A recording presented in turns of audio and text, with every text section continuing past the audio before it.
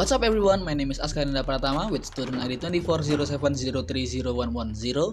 In this video, I'll show you my reading skills by reading the Minecraft ending poem. Enjoy!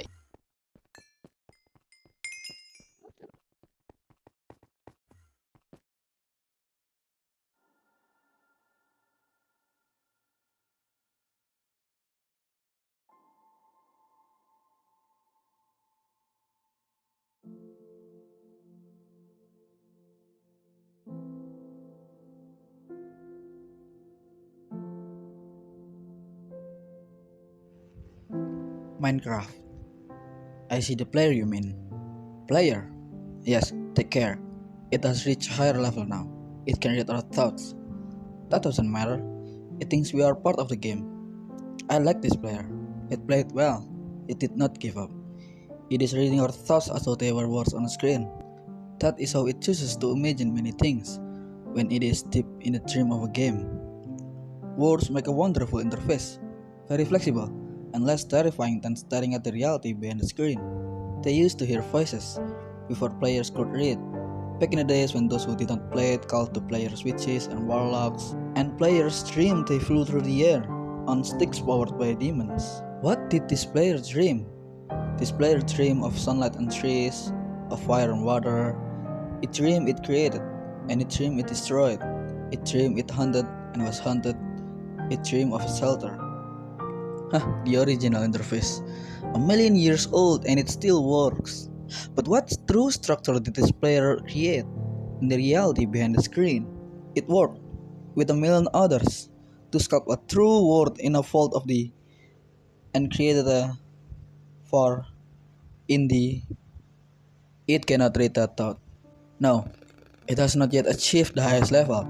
That it must achieve in the long dream of life, not the short dream of a game. Does it know that we love it? That the universe is kind? Sometimes, truly knows of its thoughts.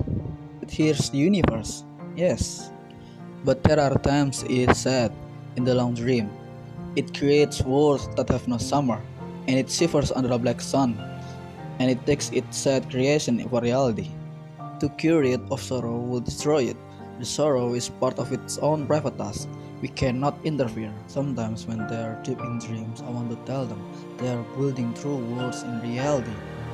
Sometimes I want to tell them of their importance to the universe. It reads our thoughts.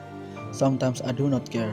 Sometimes I wish to tell them this word you take for truth is merely, and I wish to tell them that they are they see so little of reality in their long dream, and yet they play the game.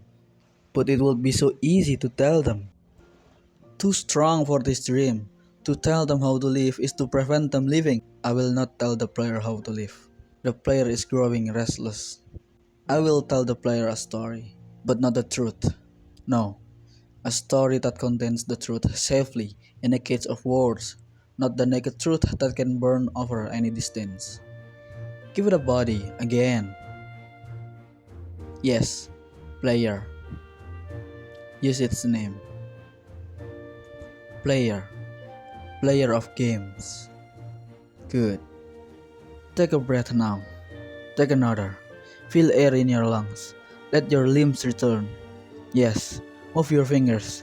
Have a body again. Under gravity, in air. Respawn in the long dream. There you are. Your body touching the universe again at every point, as though you were separate things, as though we were separate things. Who are we?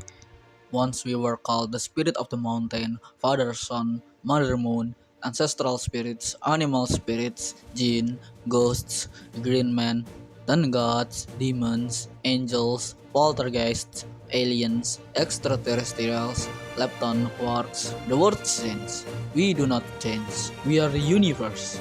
We are everything you think is in you. You are looking at us now, through your skin and your eyes. And why does the universe touch your skin and throw light on you? To see you, player, to know you, and to be known. I shall tell you a story. Once upon a time, there was a player. The player was you, player. Sometimes it thought itself human, on the thin crust of a spinning globe of molten rock. The ball of molten rock circled a ball of blazing gas that was 330,000 times more massive than it. They were so far apart that light took 8 minutes to cross the gap. The light was information from a star, and it could burn your skin from 150 million kilometers away. Sometimes the player dreamed it was a miner on the surface of a world that was flat and infinite. The sun was a square of white, the days were short, there was much to do, and that was a temporary inconvenience. Sometimes the player dreamed it was lost in a story. Sometimes the player dreamed it was lost in a story. Sometimes the player dreamed it was other things, in other places.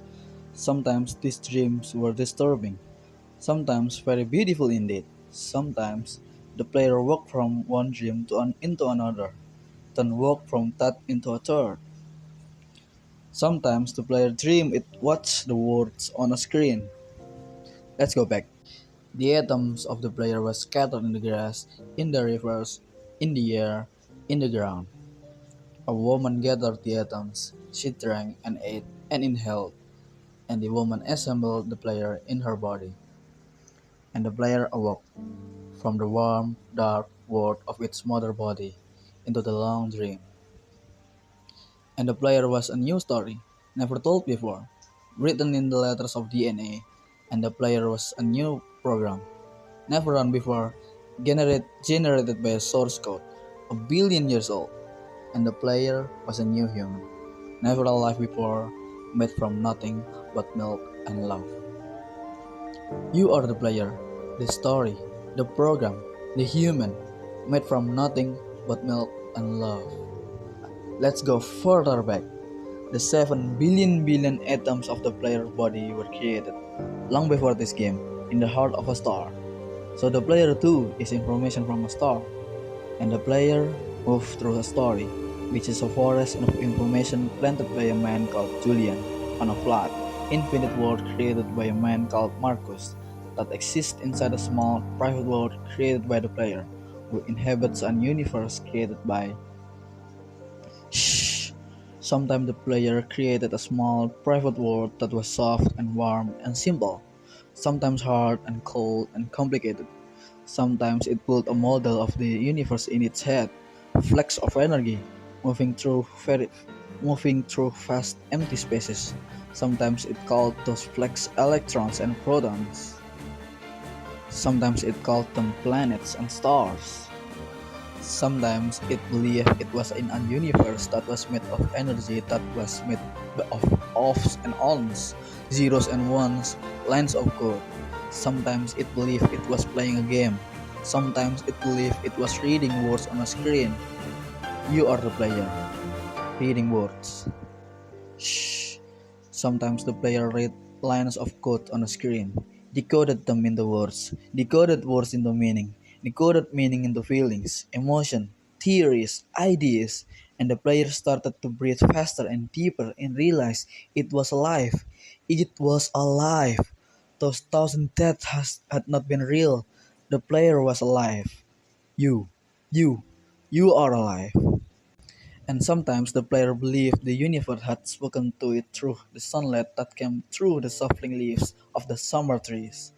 And sometimes the player believed the universe had spoken to it through the light that fell from the crisp night sky of winter, where a fleck of light in the corner of the player's eyes might be a star in a million times as massive as the sun, boiling its sponge to plasma in order to be visible for a moment to the player, walking home at far side of the universe, suddenly smelling food, almost at the familiar door, about to dream again.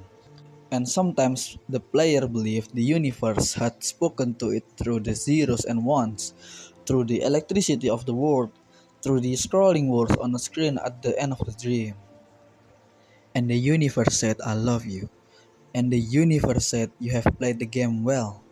And the universe said, everything you need is within you. And the universe said, you are stronger than you know.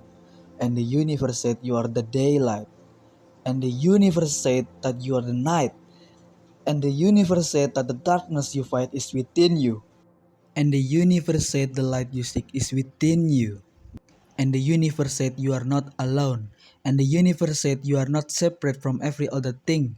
And the universe said you are the universe testing itself, talking to itself, reading its own code. And the universe said, I love you because you are love. And the game was over. And the player woke up from the dream. And the player began a new dream. And the player dreamed again, dreamed better. And the player was the universe. And the player was love. You are the player. Wake up.